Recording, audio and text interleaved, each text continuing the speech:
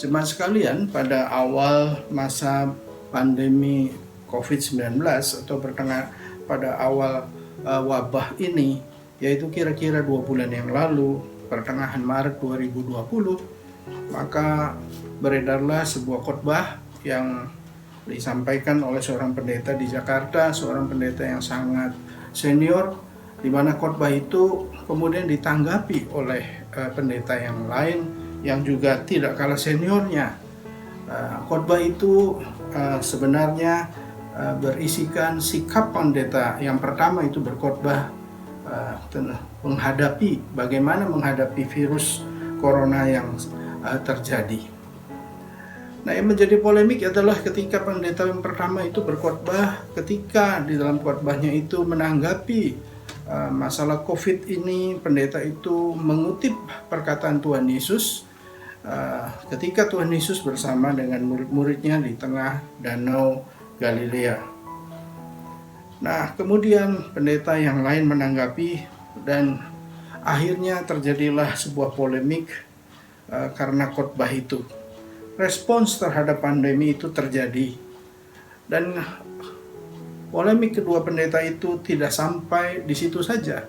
Kemudian ada pendeta yang lain yang meresponi juga. Bahkan ada beberapa pendeta yang semuanya pendeta senior yang melayani sudah puluhan tahun dan bahkan yang mempunyai umat begitu banyak, sehingga terjadilah perdebatan dan polemik di mana-mana antara sesama orang Kristen. Nah, itulah sebabnya maka muncul pertanyaan bagaimana kita bergereja. Nah, kemudian juga kita jadi bertanya sebenarnya bagaimana kehidupan para pendeta yang senior itu dalam kehidupan mereka sehari-hari. Apakah mereka akur-akur saja, mereka harmonis atau bagaimana? Nah, bagaimana kita sendiri bergereja? Itulah yang kemudian menjadi pertanyaan untuk kita semua. Bacaan kita yang diambil dari Injil Yohanes 14 ayat 15 sampai dengan 21 itu sangat penting artinya untuk kita dalami. Kalau kita mempelajari Injil Yohanes, maka Injil Yohanes menyimpan sebuah kisah yang sangat menarik, perjalanan hidup Tuhan Yesus bersama dengan murid-muridnya, khususnya Yohanes 13 sampai dengan 17. Ada 5 pasal. Ini adalah merupakan isi hati Tuhan Yesus yang merupakan harapan, kerinduan Tuhan Yesus kepada para muridnya. Yohanes 13 sampai dengan 17 berisikan semacam wasiat, yaitu kalimat-kalimat perpisahan sebelum pada akhirnya di Yohanes 18 nanti Tuhan Yesus ditangkap dan kemudian dimasuk ke dalam proses pengadilan. Itulah sebabnya maka penginjil Yohanes begitu indah mengungkapkan isi hati Tuhan Yesus, dimulai dengan pasal 13 di mana di sana diuraikan bagaimana sikap rendah hati yang seharusnya dimiliki ketika Tuhan Yesus mencuci kaki murid-muridnya. Dan yang lebih menarik di pasal 17, di sana adalah satu-satunya Injil yang menceritakan, yang mengungkapkan bagaimana Tuhan Yesus berdoa untuk murid-muridnya. Tidak kalah panjangnya, saudara-saudara. 26 ayat, satu pasal, itu semua isinya adalah doa, yaitu isi hati Tuhan Yesus, harapan Tuhan Yesus yang didoakan kepada Bapanya. Jadi kita melihat bahwa bacaan kita itu menjadi sangat penting untuk kita perhatikan. Yohanes 14 ayat 15 sampai 21 ada di tengah-tengah Yohanes 13 sampai dengan 17. Ada 3 hal yang dituliskan di dalam perikop Yohanes 14 ayat 15 sampai dengan 21 yang akan saya uraikan. Yang pertama yaitu ayat 15 yang juga sebenarnya itu ada di ayat 21, saling melengkapi. Di sana dikatakan kalau para murid atau jikalau para murid mengasihi Tuhan Yesus, maka mereka akan mengikuti segala perintah Tuhan Yesus. Saudara, ketika Tuhan Yesus berbicara itu, maka Tuhan Yesus sebenarnya sudah 3 tahun lebih hidup bersama dengan para murid, dan para murid sudah melihat ya bagaimana Tuhan Yesus melakukan pekerjaan pelayanannya, dan para murid sudah mendengarkan ribuan kalimat Tuhan Yesus, sehingga karena begitu intensnya pergaulan Yesus dengan para murid benar-benar mengerti dan memahami pengajaran dan perbuatan Tuhan Yesus. Sehingga kata menuruti perintahku, perintah Tuhan Yesus itu menjadi sangat penting. Di ayat 21 dikatakan, barang siapa murid mengasihi aku, kata Tuhan Yesus, maka mereka akan memegang dan melakukan perintahku.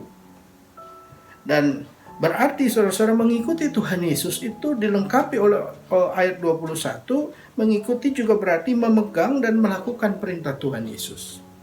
Itu yang pertama. Yang kedua, saudara-saudara, itu kita melihat kalau murid-murid mengasihi Tuhan Yesus, maka Bapa akan memberikan penolong yang lain. Disitulah kita melihat kata-kata roh kebenaran. Itu akan diberikan. Tugasnya apa? Yaitu menyertai. Bukan hanya menyertai, tetapi diam di dalam diri murid-murid. Saudara, sebagai bukti bahwa kalau murid-murid mengasihi Allah, sebagai bukti bahwa Allah mengasihi murid-murid, maka akan mengirimkan Roh Kudus. Dan Roh Kudus itu sangat besar fungsinya dan kehadirannya. Dia bukan hanya hadir setiap saat, tapi dia akan menyertai. Sehingga Roh Kudus ini yang akan berperanan banyak dalam kehidupan para murid untuk membimbing, untuk mengarahkan para murid di kemudian hari. Itulah yang kedua, saudara-saudara. Yang ketiga, barang siapa mengasihi Tuhan Yesus, itu masih ada bacaannya di dalam ayat 15 dan 16.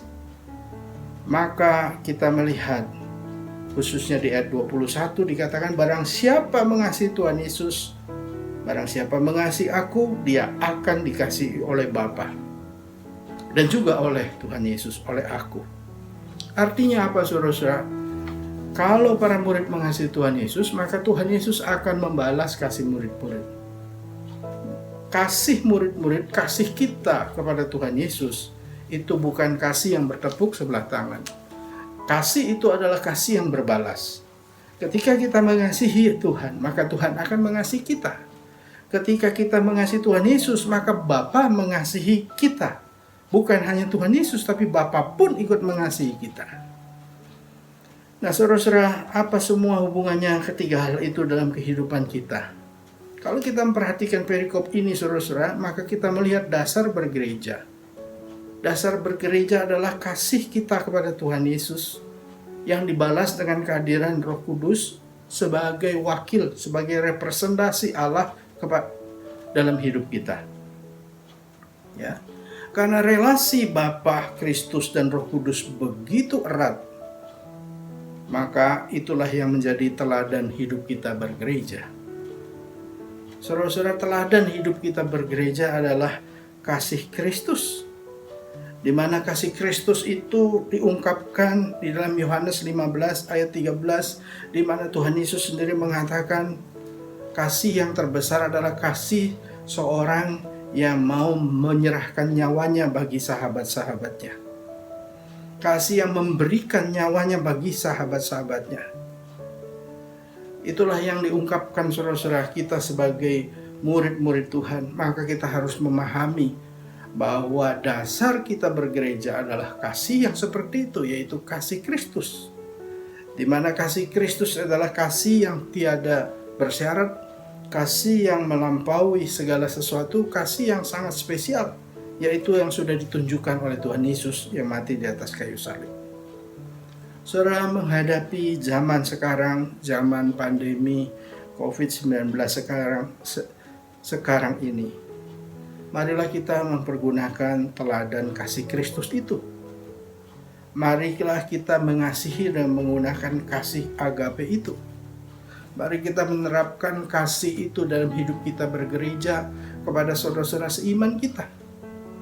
Kita mengasihi dengan tulus, dengan hati yang terbuka, bahkan kasih yang melampaui kasih persaudaraan.